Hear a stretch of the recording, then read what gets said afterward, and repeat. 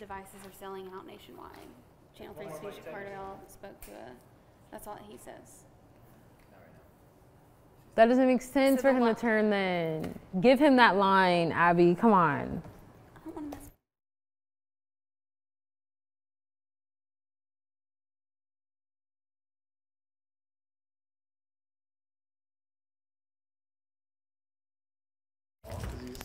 Mic check, Casey. Mic check, 1 2 1 2. My name is Casey. How about you?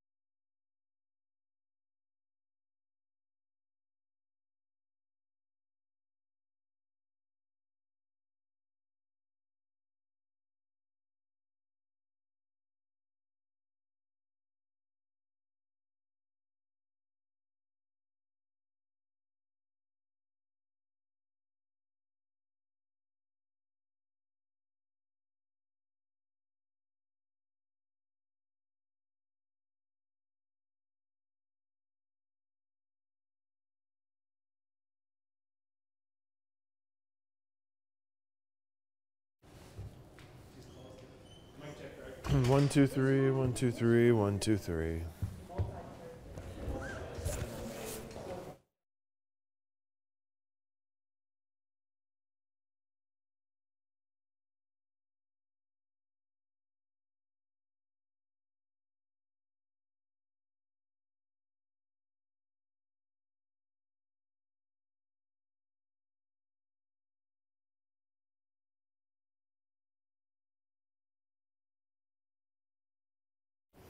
Greg used it on his hair. 1 2 1 2. Hello.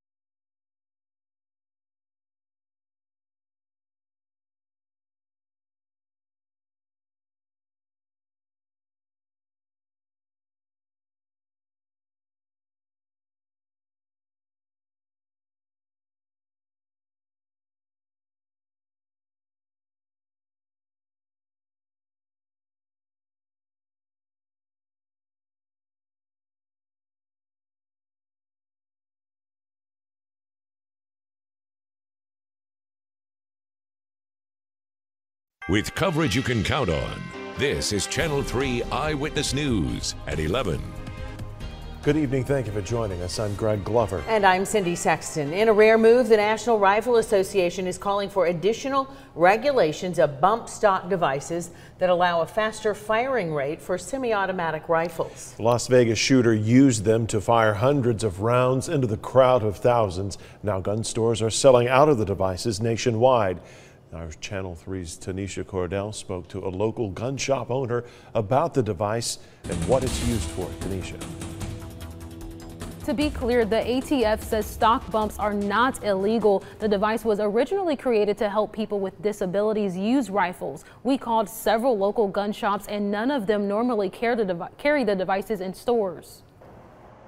David Smith opened his gun shop 4 years ago. For the first time this week, he has gotten several calls about bump stocks, but he says the device has never been popular until now. In my 4 years, I had only sold one, and that was a special order. So I never thought it would be worth it to keep one in my store. Now that this has came out, this guy had one and hurt some people, and now everybody wants one. Smith says bump stocks are sold out online. He says he called his distributor to see if they had any available. He said no, he just laughed at me.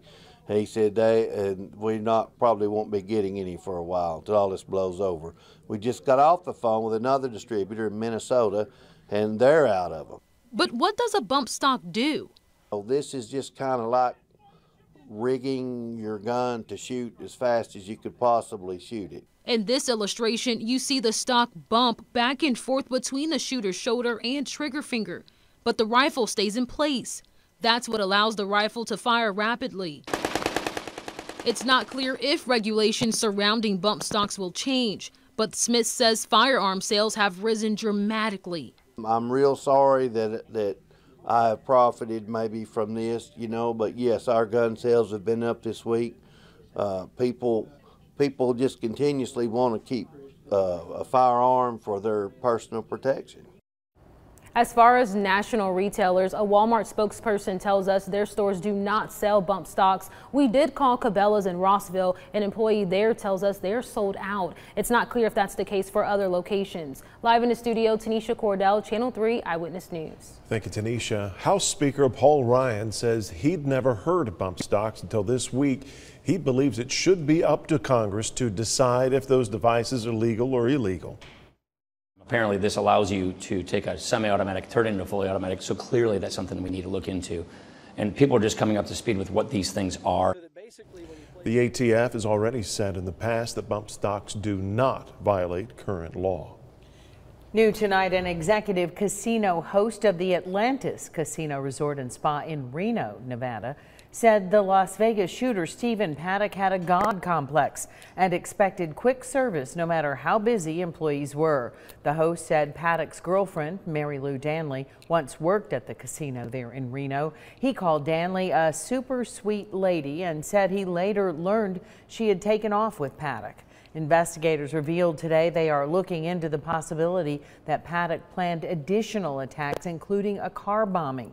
They say Paddock had 1,600 rounds of ammunition in his car, along with fertilizer that can be used to make explosives. The Austin City Limits Music Festival gets underway this weekend in Austin, Texas. Local law enforcement there will be ramped up, and the security will be tight in light of the shooting in Las Vegas. They say they've already mapped out spots where people might carry out similar attacks, or at least where they could. Organizers with the festival are also offering refunds to fans who may reconsider attending after the shooting. To other news, Ooltewah City officials say it's time to move City Hall after decades in a historic building downtown. Community members are upset at the thought of their new City Hall. Channel 3's Casey Freeman joins us with more on why they are determined to keep it downtown. Cindy, Greg, officials looked at a number of buildings in the city and had 6 options. A majority of them were downtown on Tennessee Avenue. However, city leaders decided to go a different route, and many community members are outraged. Ooltewah City Hall is currently located in the basement of a library. After many decades, it now has mold, forcing city leaders to find another building. They're both going to be very close. The building, the doctor's office, has a little more money, but it already has a parking lot with 28 spaces. The building that we have up here, the modular building, is a little bit less, but we got to do parking lot, landscaping, and things like that. Many community members are concerned about the location. Both of these buildings are located about a mile outside of the historic downtown area. One of the driving forces that they suggest is that cities, in order to grow their cities, will have critical mass down in the downtown area. Durant Tulloch, the executive director for the Chamber of Commerce, says having a modular building will hurt the city's economy. When you have an impressive building that shows industries and businesses, when you come in here, that you're really in business, you're not temporarily in business, and you're not in a disposable society. Many community members took to Facebook to show concerns about the appearance of the building because they say the modular building resembles a trailer. Common misconception. It's a building that's built in a factory under tight factory quality controls, and they build it in segments, and then they deliver it and they erect it. And it's on a concrete floor. The city commissioners will continue to look for other options. They plan on reaching out to the Southeast Tennessee Development District for help. Live in the studio, Casey Freeman, Channel 3 Eyewitness News. Casey, thank you. Jonathan Walker is no longer in the state of Tennessee. Tonight, we have more details about his release from the Hamilton County Jail. The school bus driver has been behind bars since the Woodmore crash that killed 6 school children. He made bond and was allowed to leave the state this week, but the release comes with restrictions. A monitoring company will track Jonathan Walker's every move. If he isn't compliant, his ankle monitor will send an alert to the company's computer, which then requires someone to contact authorities. They are 99.7% compliant each and every day. They're just not committing the crimes. They're doing what they're supposed to do.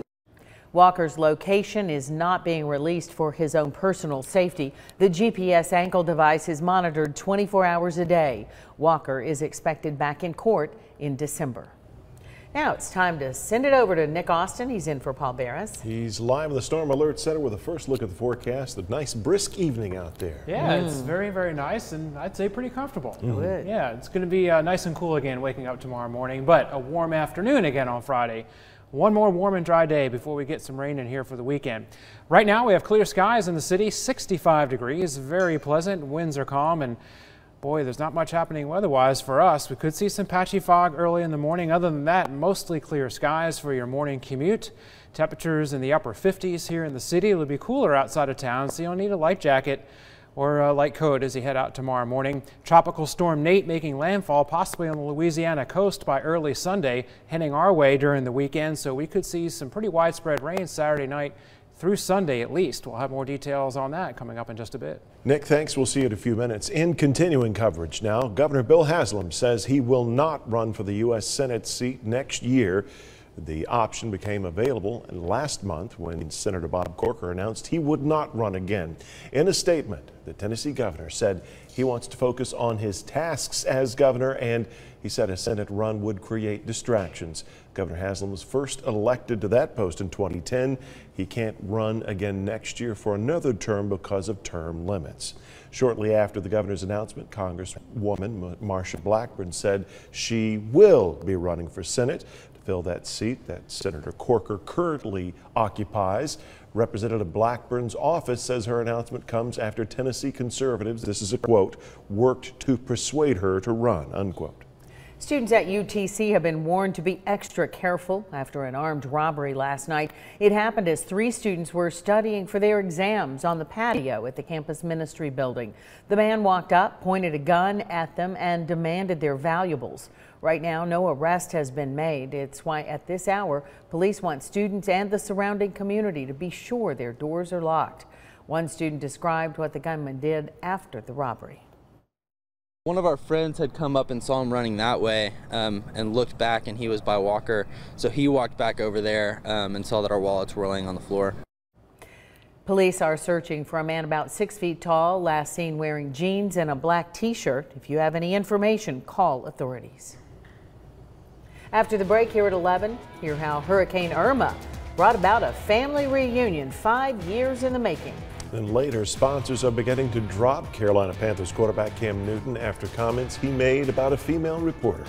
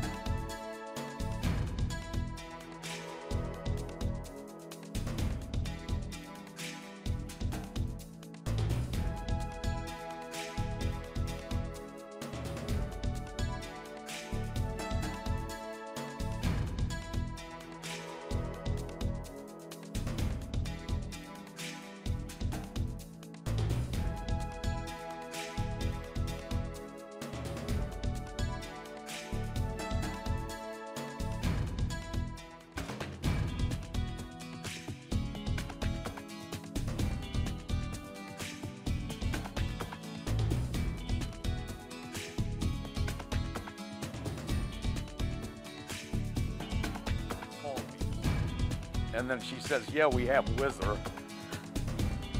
I really...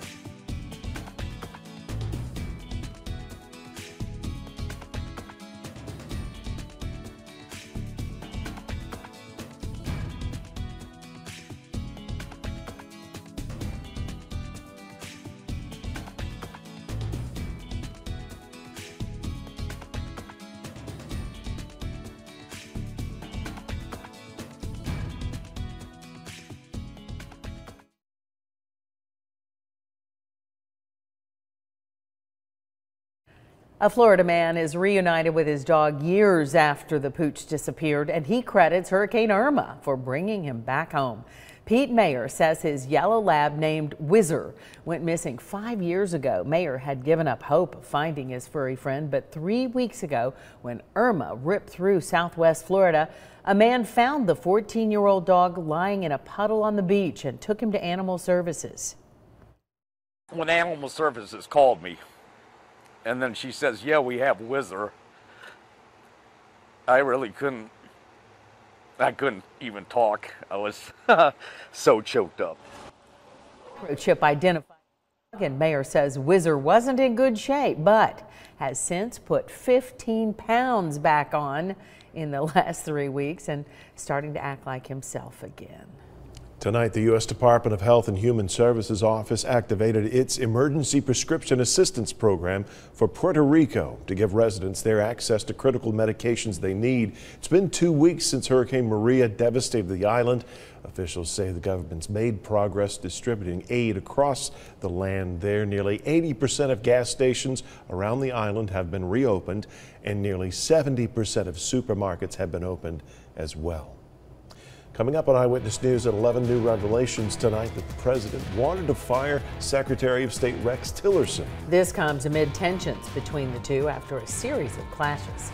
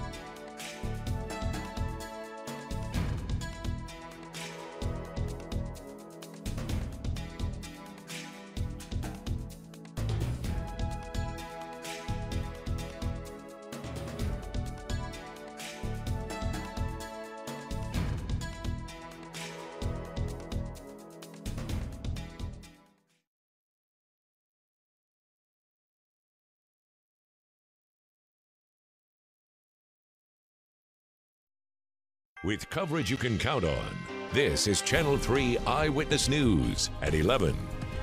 Tonight, NBC News reports a growing rift between President Trump and Secretary of State Rex Tillerson. This after reports that the president wanted to fire Tillerson yesterday until Chief of Staff John Kelly intervened. NBC's Andrea Mitchell has more. All the president's men in damage control today. The Secretary of State and the Vice President making a public display of playing nice. With that, Secretary of State Rex Tillerson. But new details tonight about an angry showdown in the White House Wednesday over the NBC News report. The president, according to 5 senior administration officials, furious at his Secretary of State. Chief of Staff John Kelly then abruptly scrapping plans to travel to Las Vegas with the president so he could try to contain his boss's fury and manage the fallout. Vice President Mike Pence also fuming, according to 7 senior officials. He and Tillerson talked, leading to Tillerson's extraordinary news conference. The Vice President has never had to persuade me to remain as Secretary of State because I have never considered leaving this post. Kelly then summoning Tillerson and their ally, Defense Secretary James Mattis, to the White House, according to 3 officials, where they huddled to discuss how to go forward. Today, the White House press secretary rejecting the idea that the president has undercut his top diplomat by repeatedly contradicting him. The premise of that question is absolutely ridiculous. The president can't undercut his own cabinet. The president is the leader of the cabinet. But critics say that leaves the Secretary of State mortally weakened with foreign leaders. Our Secretary of State has to be able to go into the Kremlin and meet one-on-one with Vladimir Putin, or go to Beijing, as Secretary Tillerson did last week, and meet with Xi Jinping. Those people are not going to take him seriously if he doesn't appear to have the confidence of the President of the United States. That was Andrea Mitchell reporting. Cam Newton, quarterback for the Carolina Panthers, has apologized in a Twitter video. He posted it tonight for sexist comments made to a female reporter in response to a question from Jordan Rodriguez of the Charlotte Observer about receivers' routes. Newton said, quote, "It's funny to hear a female talk about routes," unquote. Dannon, the maker of yogurt, has already dropped him as a spokesperson following the comments. In the video, Newton said, quote, "After careful thought, I understand that my word choice was extremely degrading and disrespectful to women," unquote. It's been 1 year since several wildfires broke out in the Channel 3 viewing area. We covered 27 wildfires that were burning at one time. In the state of Georgia at one time, 4,000 fires were burning, and in Tennessee, 67 at one time. Jim Lane with the Tennessee Division of Forestry says last year's conditions in our area were the worst he's seen in his 39 years as a forester. Extremely dry. You know, the roots were burning out underneath the trees. Anything and everything was just smoldering. Like I say, we'd put out a fire and contain a fire, but we'd still have to contend with it because everything was still smoldering for long period of times. Normally we'd get a rain and put the fire out, but not last year. Rainfall totals for this year are looking good for our area. October is National Fire Prevention and Safety Month, and it's a great opportunity to do a safety check at your home. Experts say check your heaters before we get into the colder temperatures. Make sure there are no objects nearby that could catch fire, and make sure your smoke detector works. Firefighters say it's a good idea to go ahead and change those batteries. Might not have some 9 volts just sitting around, so that may involve a trip to the store. Pick some up, right? Coming up now, we want to check in with Nick Austin. He's keeping an eye on the conditions. Hey, Nick. Yeah, watching Nate down in the Gulf of Mexico. We'll be moving through there over the weekend. October is typically one of the driest months, but we are going to get some wet weather this weekend. And here's a great picture from one of our viewers, Craig Gordon. He tweeted this out to us. He took a great shot of the full moon, the harvest moon, from earlier this evening, and we appreciate him sending that photo to us. 65 right now in the city, 59 in Cleveland. Up in Athens, it's now down to 55, and it's 60 up in Altamont. Winds are calm. Skies are mostly clear. We have just some patchy high clouds that have been drifting from north to south across the area. They're all moving out towards the Blue Ridge now. More clouds here and there back in parts of middle and west Tennessee, but the bulk of the widespread cloud cover is way up in Great Lakes, parts of the Ohio River Valley, and over towards the Midwest. Near a stationary front, showers and some thunderstorms up there too, but we still have high pressure, and that's going to be giving us some really nice weather again for tonight and through the day tomorrow. We are in good shape. Friday night football, yes, we are going to see some more clouds after the games Friday night. So clouding up Friday night and into Saturday, but no rain for your games tomorrow night, so we're in good shape there.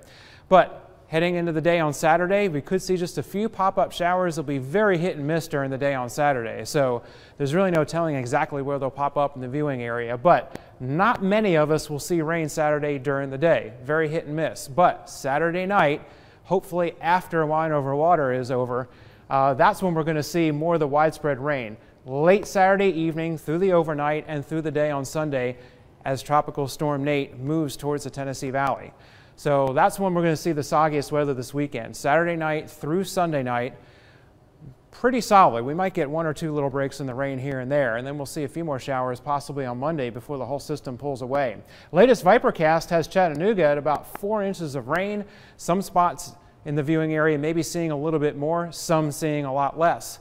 But other computer models are showing less overall. It just depends on the exact track of the storm. We didn't have a drop of rain here in the city today or across the viewing area. 83 the high after a low of 54. So a big jump in temperature is a lot of dry air, so things warm up quickly. Lots of 80s across North Georgia, except up on Fort Mountain. It was 75 today. 80 for Soddy-Daisy, 78 Lookout Mountain. Cleveland hit 82. While 79 was the high in Athens, 81 10 Mile. Over in Turtletown, it was a nice 75. And 86 up in Delano. 57 late tonight. Still a little bit of a cool start again for tomorrow. A little bit of patchy fog. Just grab a light jacket for the morning commute there as you're heading out the door. 85 tomorrow afternoon. Plenty of sunshine. Clouding up tomorrow, especially after the football games tomorrow night. So it'll be warmer. Lows in the low 60s late tomorrow night. Few showers here and there. Very hit and miss on Saturday. Rain will get widespread Saturday night and through the day Sunday. So again, second half of the weekend, it'll be great to just stay in, watch a movie, read a book, and just stay off the roads and relax. Tune into the fine programming here on Channel 3. That's right. Yeah, Okay. forgot to throw that in there. Thank you, Nick. You bet. Coming up next in sports, more life lessons from Alabama head coach Nick Saban. We've been waiting for this, right? Plus a little Friday Night Football Thursday edition. Highlights from 2 marquee area games. Sports is next.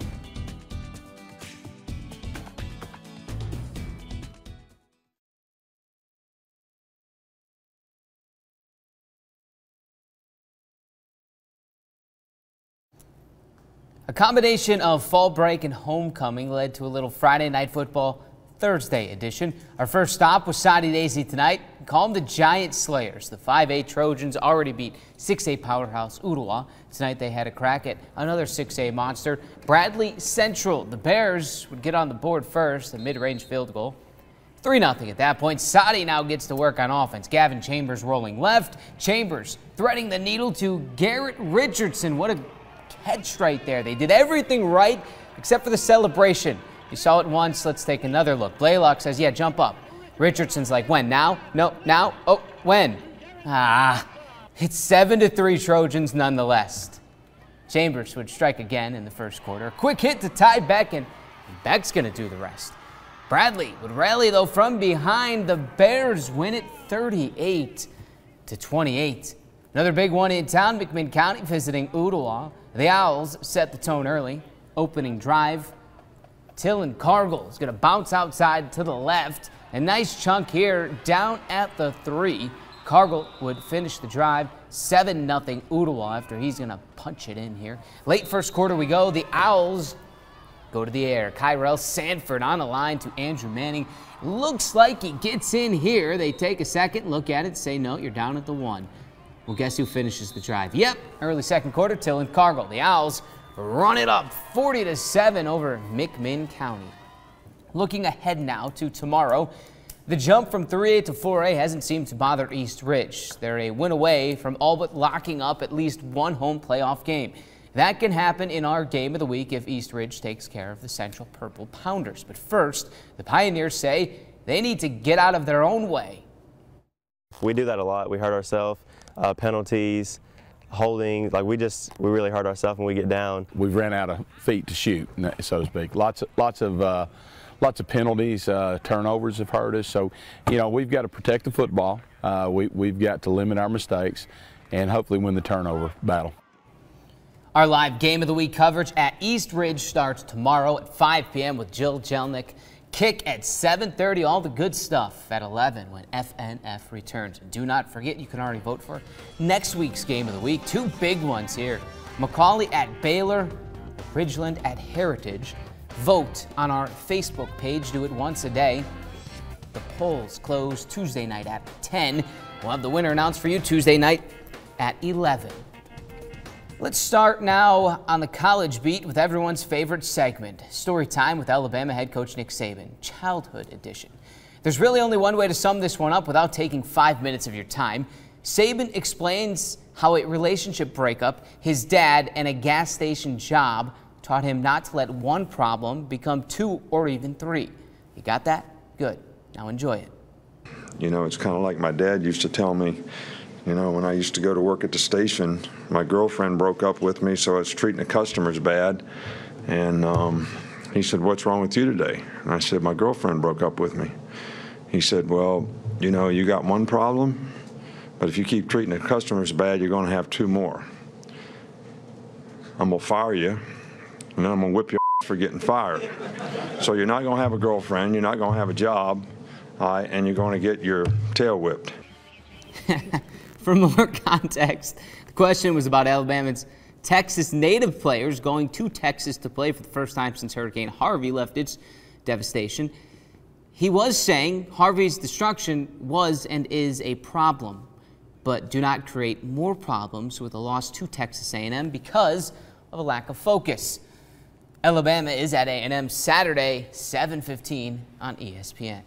On the ice, the Nashville Predators open the 2017 season tonight in Boston. Late first period action off a face-off. The Preds lose the face-off, but Victor Arvidsson ends up with it blown right past Tuukka Rask. The Preds' first goal of the season, 1-1 at that point. Late second period, the Preds are down 1. Boston has numbers on the move. It's the trailer, Charlie McAvoy, burying it. Pekka gives up 3 goals on the night. The Preds go down 4-3 in the season opener.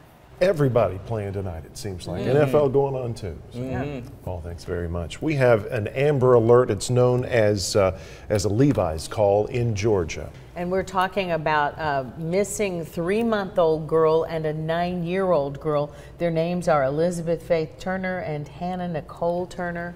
The suspect taken, who has the girls, Douglas Stephen Turner. The thing to be on the lookout for is the vehicle they may be in, a 91 Chevy Astro van. It's light blue in color, and do you see the, let's see, the license plate number? Let me give it to you. It's RCY 9381. If you run across any kind of vehicle like that today or into the morning, call the police there, 706-638-1909. You can also call 911. Absolutely. Let them know. And in just a moment, Nick Austin has your forecast for 7-day.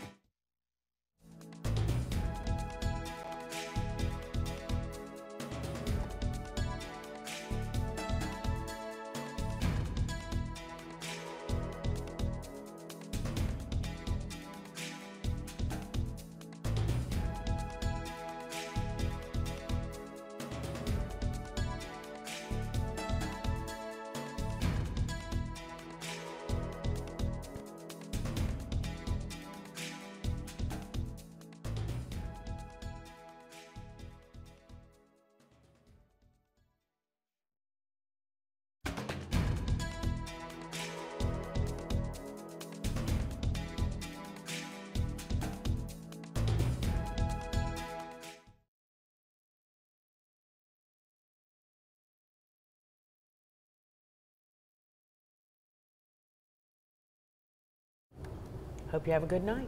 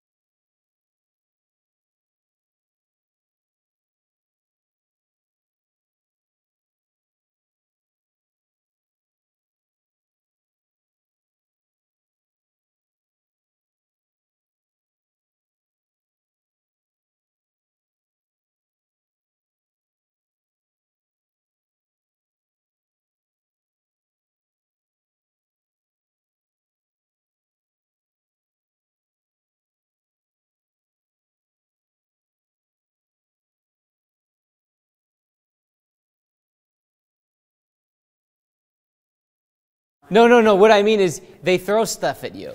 I know.